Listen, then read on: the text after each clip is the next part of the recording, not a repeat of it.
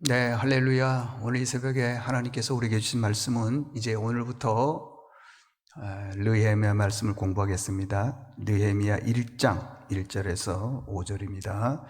구약성경 727쪽 1절에서 5절을 같이 한 목소리로 읽겠습니다. 시작.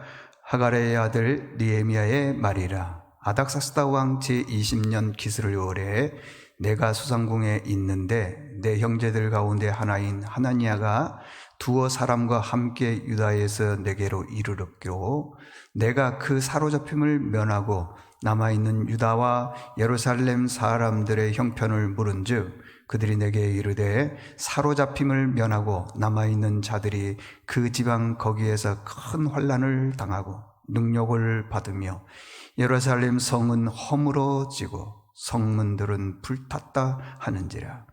내가 이 말을 듣고 앉아서 울고 수일 동안 슬퍼하며 하늘의 하나님 앞에 금식하며 기도하여 이르되 하늘의 하나님 여호와 크고 두려우신 하나님이여 주를 사랑하고 주의 계명을 지키는 자에게 언약을 지키시며 긍휼을 베푸시는 주여 간구하나이다. 아멘. 오늘 말씀은 복받을 사람이 되기 위한 조건이라는 제목으로 말씀을 전하겠습니다. 자, 오늘부터 이제 우리가 이제 느헤미야서를 공부하게 되겠습니다. 이 내용이 뭐냐 그러면 에스라서하고 내용이 거의 비슷합니다. 내용은 그렇습니다. 이스라엘 백성들이 죄로 인해서 바벨론의 포로로 끌려갔습니다. 그리고 70년 포로 생활하고 돌아왔습니다. 그런 내용들입니다. 자, 그런데 아직도 돌아오지 못한 사람들인데 그 사람은 지금 바벨론에 있는데 그 사람들이 결혼해서 자녀를 바벨론에서 낳았습니다. 일명 2세들이죠. 이들은 숫자가 적습니다. 많지 않습니다. 그런데 하나님께서 무너진 성벽과 성전을 재건하라 그랬을 때 1차, 2차, 3차 이렇게 쭉 귀환을 하게 됩니다. 그래서 이들이 귀환해서 성벽을 재건하고 성전을 재건하고 또한 영적 부흥이 일어났습니다. 자, 어떻게 영적 부흥이 일어났죠? 두 가지로 한번 살펴보도록 하겠습니다. 첫 번째는 문제가 생겼을 때에 해야 할 일이 무엇인가를 알았다라는 것입니다. 자, 아닥사스다가 왕이 된 지 20년 되었습니다. 기슬월 그랬는데 기슬월은 11월 말에 있어 12월을 말하는 겁니다. 그때 유다 땅에서 하나니라고 하는 사람이 느헤미야가 살고 있는 바벨론 지역으로 왔습니다. 고국의 사람이 왔다는 거죠. 그러니까 고국이 지금 형편이 어떤지 알 수가 없으니까 굉장히 궁금할 것 아니겠습니까? 그래서 물어봤습니다. 지금 내 고향은 형편이 어떠냐? 물었더니 3절 하반절에 보니까요. 지금 이 조국은 백성들이 큰 환난을 당하고 능욕을 받고 예루살렘 성은 허물어지고 성벽은 또 성문은 불탔습니다. 아주 초토화되었습니다. 자, 고레스 왕제가 칙령을 내려서 유다 백성들은 돌아가라. 그리고 돌아가서 무너진 성벽과 성전을 재건하라. 돌아와서 이제 성벽과 성전을 재건을 하는데 모든 사람이 힘을 합쳐서 했으면 얼마나 좋았겠습니까? 그런데 거기에도 방해자들이 있더라는 거예요. 산발락과 도비야와 게셈 이런 사람들이 방해를 얼마나 하는지 몰라요. 그래서 그 방해로 인해서 16년 동안 중단이 되었는데 다시 하나님께서 그들에게 힘을 줌으로 인해서 다시 성전을 재건하게 되었습니다. 여기 이렇게 에스라와 느헤미야가 힘을 합쳤다 그랬습니다. 그래서 그 무너진 성벽 16년 동안 중단되었던 그 성벽과 성전이 무려 50일 만에 재건이 된 겁니다. 완공이 되었습니다. 그런데 이게 튼튼해지지 못해서 그런 건지 아니면은 방해자들이 무너뜨려서 그런 건지 모르지만 이 성전이 또 무너졌습니다. 불에 탔습니다. 성전이 무너졌다는 겁니다. 여러분, 성전이 뭡니까? 성문이 뭐예요? 성문. 이 성문은요, 내 생명과 가족들의 생명과 재산과 모든 것을 다 지켜주는 것이 성문입니다. 성문이 뚫리게 되면 적군이 들어올 것 아니겠습니까? 우리가 영적으로 보게 되면요, 이 성문이 무너졌다. 그것은요, 믿는 자에게서 예배가 무너졌다. 그런 걸 의미해 주고 있습니다. 요한복음 4장 23절을 보니까 아버지께서는 자기에게 이렇게는 뭐냐? 영과 진리로 이렇게 예배하는 자를 찾는다. 우리 예수 믿는 사람들은 다 하나님의 음성을 듣기를 원합니다. 그런데 하나님이 그 음성을 어디에서 들려주느냐? 성전에서 들려준다는 것입니다. 이스라엘 백성들이 왜 바벨론의 포로로 끌려갔습니까? 하나님께 예배하지 않는 겁니다. 그리고 이방신을 섬기다 보니까 돌아오라고 해도 돌아오지 않으니까 결국에는 벌을 줘서 포로로 가게 만들었습니다. 선지자들을 통해서 돌아오라, 돌아오기만 하면 하나님께서 너희들에게 재앙을 내리지 아니하실 것이다. 만약에 돌아오지 않으면 내가 너희들을 향해서 재앙을 내린다. 근데 그 재앙이 어느 정도냐? 요란한 소리 그랬습니다. 성경에서는. 이 요란한 소리라는 말이요, 전쟁의 소리도 있고 기근의 소리도 있고 지금처럼요 전염병의 소리도 있고 사람들이 죽었을 때 죽음의 소리를 말하는 것입니다. 성경에 보니까 그 소리가 땅끝까지 이른다 그랬습니다. 그래도 그들이 듣지도 않고 돌아오지도 않고 까딱도 안 해요. 왜 그렇죠?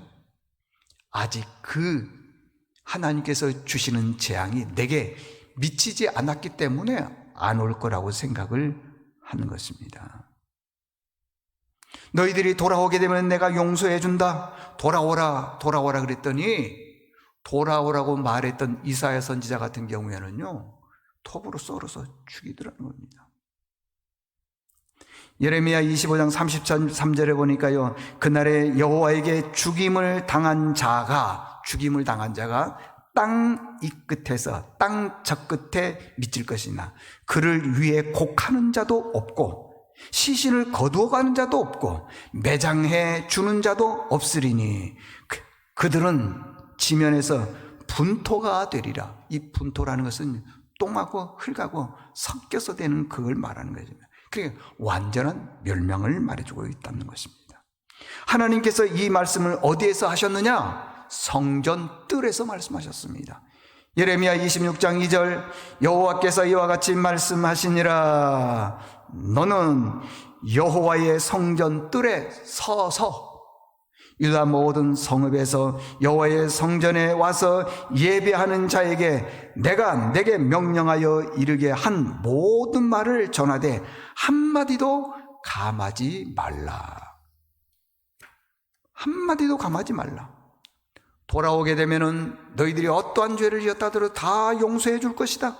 재앙을 내리지 않을 것이다. 순종해라. 그랬더니요, 돌아왔으면 좋았을 건데 결국에는 돌아오지 않습니다. 그래서 6절에 보니까 내가 이 성전을 실로같이 되게 하고, 이게 하나님의 성전을 실로같이 되게 하고 이 성을 세계 모든 민족의 저주거리가 되게 하리라. 그러면 실로가 어떤 곳입니까? 실로는요 굉장히 중요합니다. 예레미야 7장 12절을 보니까 하나님이 처음으로 하나님의 이름을 둔 처소가 어디였느냐? 실로였습니다. 그래서 실로는요 하나님의 임재의 상징입니다. 이스라엘 백성들이 제비를 뽑을 때는 아무 데서나 뽑지 않습니다. 반드시 성전 실로라고 하는 곳에서 제비를 뽑았습니다. 왜요? 거기는 하나님의 임재의 상징이기 때문에 그렇습니다. 사사기 18장 3절을 보니까요, 하나님의 집이 실로에 있도다 그랬습니다. 한나가 성전에서 기도했습니다. 그 성전이 어디냐? 바로 실로에 있는 성전이었습니다.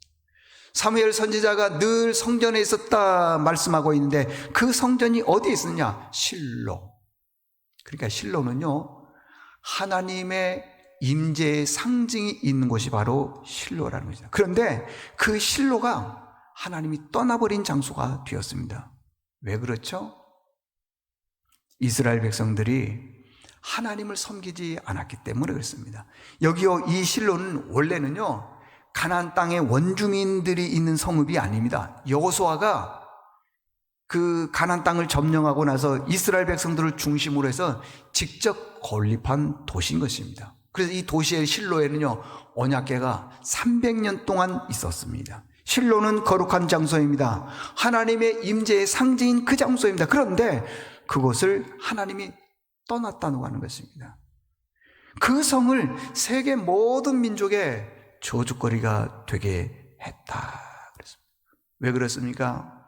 하나님을 섬기지 않고 이방신을 섬겼기 때문에 그렇습니다. 여러분들, 예배가요 무너지면은요, 하나님이 그 사람이 어떤 사람인지 떠납니다. 지금은 그렇지 않지만은요, 나중에 보면 저주거리가 됩니다.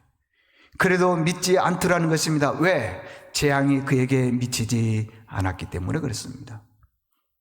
저도 이번에요, 어려움을 겪어보니까요, 집에서 예배를 드리고 또 새벽 기도를 드린다 보니까요, 그런 생각이 들었습니다. 참 예배 떠나는 게 너무 쉽구나 라는 생각이 들었습니다.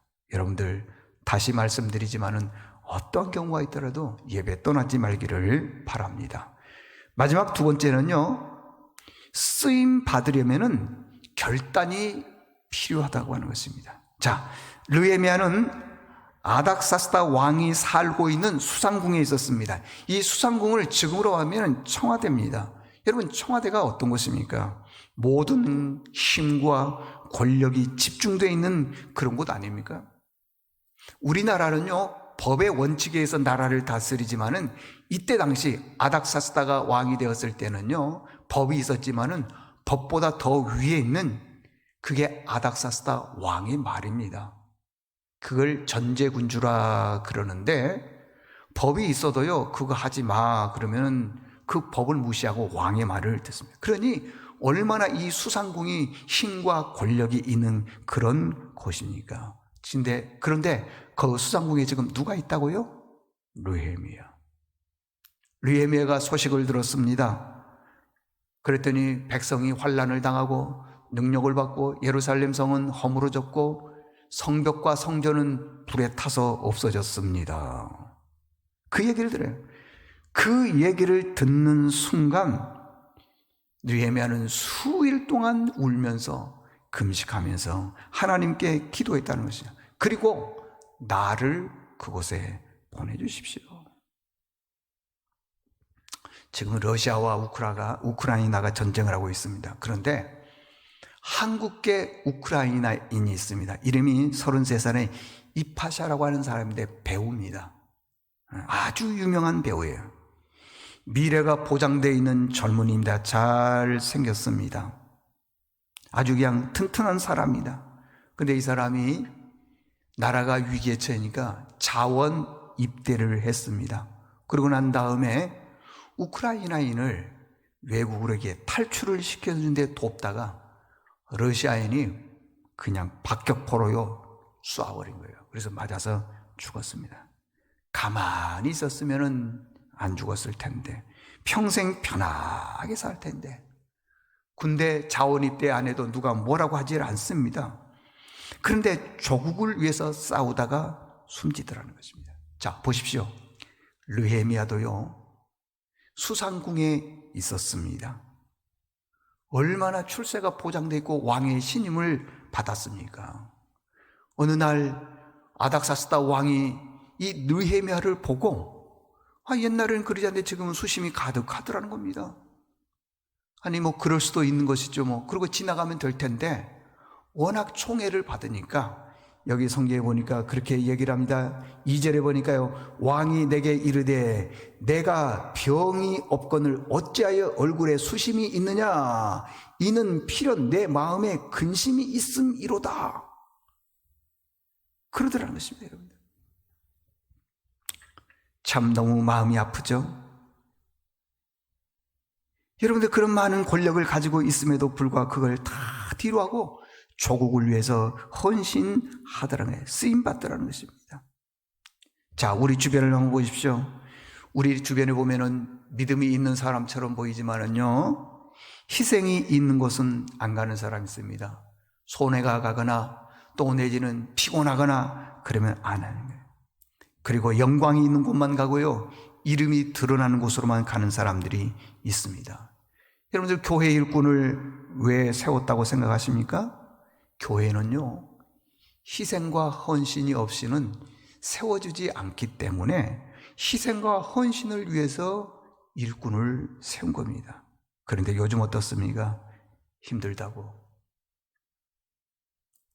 불편하다고, 별 볼 일 없다고 그 주신 귀한 사명을 헌신짝 버리듯이 버린 경우가 있지 않습니까?